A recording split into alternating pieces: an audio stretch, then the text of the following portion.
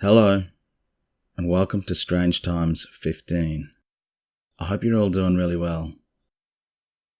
This first story comes from England, in Essex. Strange illness affects Essex beachgoers. An unexplained malady has befallen beachgoers along the Essex coast, and nobody knows what's causing it. The problem began on Sunday, when two young girls started to experience breathing difficulties. "My daughter started coughing," said their mother, Miriam Lansdell. She said, "I don't feel good, and it hurts to breathe in. My other daughter was gasping and couldn't form words." Close quote. Since then, at least 150 people have reported similar symptoms, as well as coughing and vomiting, after visiting beaches in Frinton-on-Sea, Clacton, and Walton-on-the-Naze. What the hell is a naze? I've never heard that word before. 14 people were taken to Colchester Hospital after being in the water, but no one was seriously ill. Samples of seawater have been collected for analysis, and beachgoers have been advised to stay out of the water. However, the cause of the mysterious outbreak continues to remain unknown. The Maritime and Coast Guard Agency said there was no evidence of a fuel spillage from vessels. I think the biggest surprise for me from this story is that people in Britain actually go swimming at the beach. Because I've never been to Britain, but I hear it's pretty chilly. And this next one is actually we're still in England for this next story. It's at Cornwall. Cornwall. It's at Cornwall. The Owlman of Cornwall. UK paranormal investigator Mark Davies claims to have captured Cornwall's elusive Owlman. I've never heard of the Owlman. Apparently it's pretty well known. And I call myself a paranormal presenter. Jeez. So I'll continue. So Davies claims to have captured Cornwall's elusive Owlman on video during an August 22 investigation of the graveyard adjacent to St. Mornan and St. Stephen's Church in Mornan, Cornwall, England. The Cornwall Owlman is said to bear a strong resemblance to West Virginia and Lake Michigan's Mothman, with stories of the cryptid first surfacing in the 70s, following a sighting by two teenage girls, described as having large wings and glowing eyes. In the video, Davies is seen holding a K2 meter while filming and asks, Is there a creature that lives here? A spirit? Is there a creature that lives here, like an owl? He said. The K2 meter lights up briefly, and then Davies says, There is.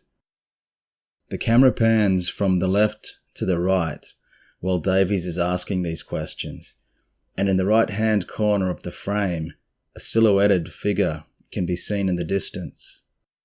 The figure appears to have horns on its head and is hunched and is very tall, according to Davies. And looking at that picture, to be honest, I'm not really that impressed, especially by the horns. It doesn't look like horns to me. It looks like some sort of background shadow. I think it would help heaps if these guys got a daytime comparative photo of the area, because that'd really help to verify whether there's something anomalous there. But anyway, let's push on. This is an old story I found a long time ago, like a couple of years, and it's about a gnome. It's called Sebastian Polizer the Gnome. It's by a person called Lynn. I am now 22 years old, but when I was 17, I saw a gnome, and this is how it happened. My mum and I had just moved to Puerto Rico. She bought an old house on a hill that she fixed up, and soon we moved in. One day I came home early from school. No one was home, so I went to take a shower. I could hear my dog barking and chasing something. So I got out of the shower, ran to the window, and saw what he was barking at. It was a gnome. He was very small and wore a white, cone-shaped hat and pointy shoes. Everything he wore was white. He saw me, and we looked at each other. When I blinked, he was gone. I decided not to say anything to anyone. Then a couple of days later, I saw him again outside my window, smiling at me. Then he disappeared. The next time I saw him, I yelled out, "What's your name?" To my surprise, he yelled back and said, "My name is Sebastian Polizer." I told my mum, and she was like, "Yeah, right." I told her that I would prove that it was true. So I yelled his name out loud and told him to come and see my mum. At 1 o'clock the next morning, she saw him. She screamed, and she made me promise never to call him again. But to this day, I still see him. We moved out of that house because a lot of weird things kept happening, like doors slamming and voices that just didn't belong there. That was by Lynn. And now a couple of videos. This first one is a ghost video, which some of you might be interested in. It's by Joey Nolan, who's 33 years old, from New York City, and he installed a surveillance camera in his apartment in the Long Island district. He later discovered that he had inadvertently recorded what appears to be the faint apparition of what some believe to be a little boy. As you can see, it does look like there's a little person walking around. Anyway, this second video I've got here is a UFO video. An unidentified flying object has been caught on a webcam at Spring Creek Ranch in the early hours of August 11th. The footage has been sped up here.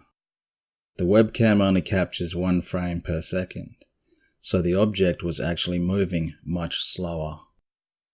The UFO, which can be seen moving from left to right across the sky, was first spotted at 3:41 a.m. by an anonymous webcam user who had been hoping to catch a glimpse of the Perseid meteor shower. Quote, "My co-worker thought something was broken on the camera. What makes the sighting particularly notable is the bright flash that lights up the entire sky for a brief moment just after the object disappears from view. Quote, it would totally be a plane in my mind if there wasn't that weird, bright flash in the end," she said. There were reportedly no flights recorded for this stretch of airspace at the time of the sighting. It does look interesting, especially when it's sped up, but I think my opinion is leaning towards an aeroplane. But anyway, sorry if I sound a little bit flat today. I'm not feeling 100% at the moment. So I hope you enjoyed it anyway, and I'll see you next week, hopefully with a bit more energy. See ya.